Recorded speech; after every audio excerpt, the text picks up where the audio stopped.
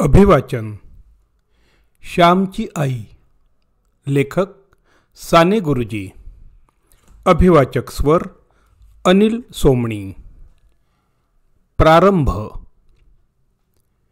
पुष्कळ वेळा मनुष्याचा मोठेपणा त्याच्या आईबापांवर अवलंबून असतो.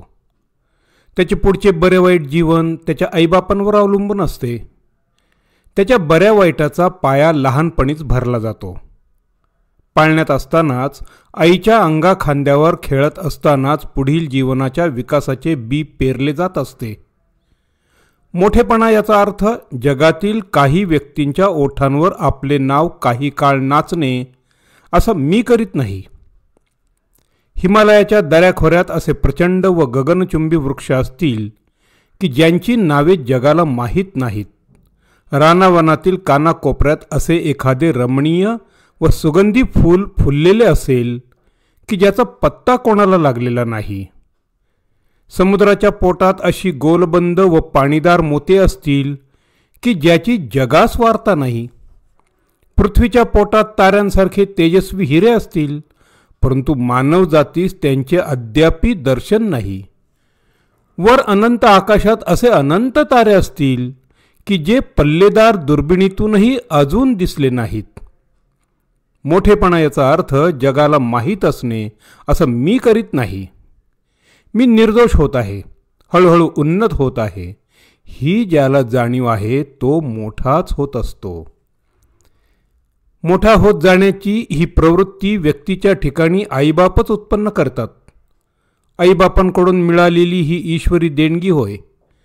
मायबापच कळत व न कळत मुलाला लहान किंवा मोठा करीत असतात. मनुष्य जन्मतो त्याच्या पूर्वीच त्याचे शिक्षण सुरू झालेले असते. आईच्या पोटात गर्भरूपाने जीव आला त्याच्या पूर्वीच त्याच्या शिक्षणाची तयारी झालेली असते. गर्भधारणेपूर्वीच आईबापांनी आपापल्या जीवनात जे विचार केले असतील, ज्या भावना हृदयात खेळविल्या असतील, जी कर्मे केली असतील, त्या सर्वातून नवबालकाच्या शिक्षणाचीच पुस्तके तयार केली जात असतात. जगात फक्त आईबापच शिकवतात असं नाही. आजूबाजूचं सारं जग, सारी सजीव निर्जीव सृष्टी शिकवित असते. परंतु या आजूबाजूच्या सृष्टीतून काय शिकावे हे आईबापच शिकवतात. मुलांच्या शिक्षणात जास्तीत जास्त वाटा आईबापांचा असतो व त्यातही आईचा अधिक.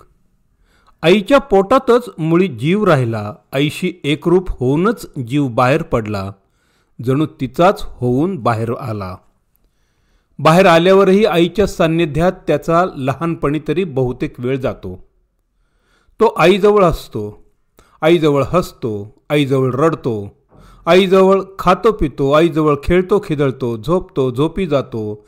आईजवळ त्याची उठबस सुरू असते. म्हणूनच खरी शिक्षणदात्री आईच होय.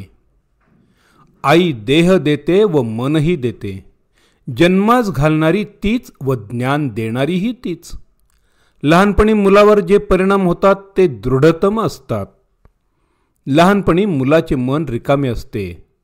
भिकाऱ्याला 4 दिवसांच्या उपाशाला ज्याप्रमाणे मिळेल तो बरा वाईट घास घेण्याची धडपड करावीशी वाटते, त्याप्रमाणेच बालकाचे रिकामे मन जे जे आजूबाजूला असेल त्याची निवडानिवड न करता अधाशासारखे भराभर त्याचा संग्रह करीत असते. अगदी लहान 2-4 महिन्यांच्या मुलाला जर बाहेर अंगणात ठेवलं तर आजूबाजूच्या हिरव्या हिरव्या झाडामाडांचा त्याच्या मनावर, त्याच्या शरीरावर इतका परिणाम होतो की त्याच्या मनासही रंग येतो असं बायका म्हणतात. याचा अर्थ एवढाच की लहानपणी मन फारच संस्कारक्षम असते. मातीसारखे, मेणासारखे ते असते. द्यावा तो आकार त्याला मिळेल. आईनं तेलकट खाल्लं तर मुलाला खोकला येईल. आईनं उसाचा रस, आंब्याचा रस खाल्ला तर मुलाला थंडी होईल. त्याप्रमाणे आईनं मुलादेखत आदळआपट केली, भांडण तंडण केलं तर मुलाच्या मनास खोकला होईल. परंतु ही गोष्ट आया विसरतात. आईचं बोलणं, चालणं, हसणं, सवरणं, मुलाच्या आसमंतात होणाऱ्या आईच्या सर्व क्रिया म्हणजे मुलाच्या मनाचे, बुद्धीचे, हृदयाचे दूध होय. मुलाला दूध पाजताना आईचे डोळे मत्सराने लाल झालेले असतील तर मुलाचे मनही रागीट होईल. अशा प्रकारे मुलाचे शिक्षण हे मातेवर, पित्यावर, आप्तेष्टांवर, सभोवतालच्या सर्व सजीव निर्जीव सृष्टीवर अवलंबून आहे. मुलांच्या समीप फार जपून वागावं, वातावरण स्वच्छ राखावे. सूर्यचंद्रांना माहीत असो वा नसो, त्यांच्या किरणांनी कमळे फुलतात ही गोष्ट खरी. आईबापांना व इतर लोकांना माहीत असो वा नसो, त्यांच्या कृत्यांनी मुलांच्या जीवनकळ्या फुलत असतात हे खरे. चंद्रसूर्यांच्या किरणांप्रमाणे मनुष्याचे व्यवहार, आईबापांची कृत्ये स्वच्छ, सतेज व तमोहीन अशी असतील तर मुलांची मने कमळांप्रमाणे रसपूर्ण, सुगंधी, रमणीय व पवित्र अशी फुलतील. नाहीतर ती किडींनी खाल्लेली रोगट, फिक्कट, रंगहीन आणि पावित्र्यहीन अशी होतील. मुलांचे जीवन बिघडविणे यासारखे पाप नाही. स्वच्छ झऱ्याचे पाणी घाण करणे यासारखे पाप नाही. मुलांजवळ राहणाऱ्यांनी ही गोष्ट सदैव लक्षात ठेवावी. वसिष्ठ ऋषी वेदामध्ये वरुण देवाला म्हणतात, हे वरुण देवा, माझ्या हातून जर काही वाईट झाले असेल तर त्याबद्दल माझ्या वडील मंडळीच जबाबदार धर. अस्ति ज्याजान कनियस उपारे. कनिष्ठाच्या जवळ ज्येष्ठ असतो. या ज्येष्ठाने आपली जोखीम ओळखून वागलं पाहिजे. आईबापांनी, शेजाऱ्यांनी, गुरुजींनी सर्वांनी लहान मुलांचा विकास सदैव डोळ्यांसमोर ठेवून त्यांच्याजवळ वागावे. श्यामला त्याच्या भाग्याने थोर माता मिळाली होती. दररोज तो आपल्या आईला मनात धन्यवाद देत असे. कधीकधी 4 अश्रूंनी तिचे तर्पण करीत असे. आश्रमातील मित्र त्याची जीवनकथा पुष्कळ वेळा विचारित, परंतु श्याम सांगत नसे. आश्रमातील इतर सारे सवंगडी आपापल्या जीवनातील नानाविध बरे वाईट अनुभव परस्परांना सांगत असत. आपल्या सोबत्यांच्या जीवनकथा ऐकताना कधीकधी एकाएकी श्यामचे डोळे भरून येत असत. त्यावेळी स्वतःच्या जीवनातील तसल्याच स्मृती त्याला येत असत. श्याम, तू सर्वांचे ऐकून घेतोस, पण स्वतःचे मात्र का रे सांगत नाहीस, असं त्याचे मित्र पुष्कळदा त्याला म्हणत. एके दिवशी असाच आग्रह चालला होता.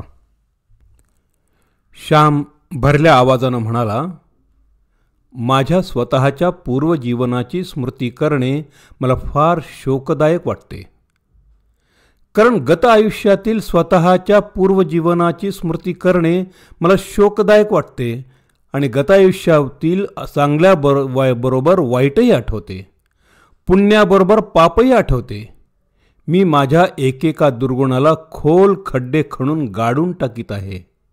ही पिशाचे वर पुन्हा उठून माझ्या मानगुटीस बसू नयेत म्हणून माझी ही धडपड आहे. जीवन निर्दोष व निर्मळ व्हावे ही माझी तळमळ, हेच माझे ध्येय, हेच माझं स्वप्न. कशाला मागची सारी आठवण मला करायला लावता. केव्हा होईल माझे जीवन निर्मळ ताऱ्यापरी, हुरहुर हीच एक अंतरी. परंतु आम्हाला तुमच्या चांगल्याच गोष्टी सांगा. चांगल्या गोष्टींचे चिंतन केल्याने मनुष्य चांगला होत जातो असं तुम्हीच नेहमी म्हणता, लहान गोविंद म्हणाला. परंतु आपण चांगलेच आठवले व ते सांगितले तर आपण निर्दोष आहोत असा अहंकारही जडावायाचा, भिका म्हणाला. श्याम गंभीर होऊन म्हणाला, मनुष्याला स्वतःचे अधःपतन सांगावयास जशी लाज वाटते त्याप्रमाणे आपण कसे चढलो व चढत आहोत हे सांगावयासही लाज वाटते. आत्मप्रौढीचा शब्दही माझ्या तोंडून बाहेर न येवो अशी देवाला माझी प्रार्थना असते. नारायण जरा हसत म्हणाला, मी निरहंकारी आहे याचाच एखादे वेळेस अहंकार व्हावयाचा. मी आत्मप्रौढी सांगत नाही असं म्हणण्यातच आत्मप्रौढी येऊन जावयाची. श्याम म्हणाला, या जगात जपावे तेवढे थोडेच. ठाई ठाई मोहक मोह आहेत, कोसळावयास कडे आहेत. शक्यतोवर जपावे, यत्न करावे, प्रामाणिकपणे झटावे, आत्मवंचना करू नये. अहंकाराचे रूप फार सूक्ष्म असते, सदैव सावध राहिलं पाहिजे. श्यामचा प्रेमळ मित्र राम म्हणाला, आपण का एकमेकास परके आहोत? तू व आम्ही अद्यापी एकरूप नाही का झालो? आपल्या आश्रमात आता खाजगी असे काही एक नाही. आपण सारे एक, जे आहे ते सर्वांच्या मालकीचे. तू आपली अनुभव संपत्ती का बरं चोरून ठेवतोस? तुझ्याजवळ वादविवाद आम्हाला करावायचा नाही. आम्हाला सांगण्यात कसली आहे प्रौढी, कसला आहे गर्व? तुझ्या जीवनात ही माधुरी, ही सरलता, ही कोमलता, हे प्रेम, हे गोड हसणं, ही सेवावृत्ती, ही निरहंकारिता, कोणतेही काम करण्यास लाज न वाटण्याची वृत्ती, हे सारं कुठून आलं ते सांग. आम्ही आजाऱ्याची शुश्रूषा करतो, तूही करतोस, परंतु तू आजाऱ्याची आई होतोस. आम्हाला का होता येत नाही? तू आपल्या नुसत्या गोड हसण्याने दुसऱ्याला आपलासा करतोस, परंतु त्याच्याजवळ 4-4 तास बसून बोलूनही त्याचे मन आम्हाला ओढून का घेता येत नाही? सांग, ही जादू कुठून पैदा केलीस? सांग, तुझ्या जीवनात हा सुगंध कोणी मिसळला? ही कस्तुरी कोणी ओतली? श्याम, वऱ्हाडातील एक दंतकथा तुला माहीत आहे का? एकदा वऱ्हाडात एका श्रीमंत व्यापाऱ्याचे टोलेजंग घर बांधले जात होते. त्यावेळेस एक नेपाळी कस्तुरी विक्या तिथे कस्तुरी विकायस आला. श्रीमंत व्यापाऱ्याने ती कस्तुरी विक्यास भाव विचारला. तो कस्तुरी विक्या तिरस्काराने म्हणाला, तुम्ही दक्षिणेतले गरीब लोक काय घेणार कस्तुरी? पुण्याला जाऊन खाई खपली तर पाहायचे. त्या श्रीमंत व्यापाऱ्यास राग आला. तो म्हणाला, तुझी सारी कस्तुरी मोज, त्या मातीच्या गाऱ्यात मिसळून देतो. कस्तुरीच्या भिंतीत दक्षिणेतील लोक बांधतात असं उत्तरेत जाऊन सांग. व्यापाऱ्यानं ती सारी कस्तुरी खरेदी केली आणि गाऱ्यात मिसळून दिली. वऱ्हाडातील त्या घराच्या भिंतींना अजून कस्तुरीचा वास येतो असे सांगतात. श्याम, तुझ्या जीवनाच्या भिंती जेव्हा बांधल्या जात होत्या त्यावेळेस कोणी रे तिथे कस्तुरी ओतली? आमच्या जीवनाला ना वास, ना रूप, ना गंध. तुझ्या जीवनाला हा वास कुठून आला? हा रंग कोणी दिला सांग? श्यामच्याने आता राहावेना. तो गंभीरपणाने गहिवरानं म्हणाला, माझ्या आईचे हे देणे गड्यांनो. माझ्यात जे काही चांगले आहे ते माझ्या आईचे आहे. आई माझा गुरु, आई माझी कल्पतरू. तिने मला काय काय तरी दिलंय. तिने मला काय दिलं नाही? सारं काही दिलं. प्रेमळपणे बघावयास, प्रेमळ बोलावयास तिनंच मला शिकवलं. मनुष्यावर नव्हे तर गाईगुरांवर, फुलपाखरांवर, झाडामाडांवर प्रेम करावयास तिनं शिकवलं. अत्यंत कष्ट होत असतानाही तोंडातून ब्र न काढता शक्यतो आपलं काम उत्कृष्टपणे करीत राहणं हे मला तिनंच शिकवलं. कोंड्याचा मांडा करून कसा खावा व दारिद्र्यातही स्वत्व व सत्व न गमविता कसे राहावे हे तिनंच मला शिकवलं. आईनं जे शिकवलं त्याचा परार्धांशही माझ्या जीवनात मला प्रकट करता आला नाही. अजून माझ्या मनोभूमीत बीज फुगत आहे. त्यातून भरदार जोमदार अंकुर जेव्हा बाहेर येईल तो येवो. माझ्या आईनंच जीवनात अत्तर ओतले. मी मनात म्हणत असतो, मदंतरंगी करुणी निवास, सुवास देई मम जीवनास.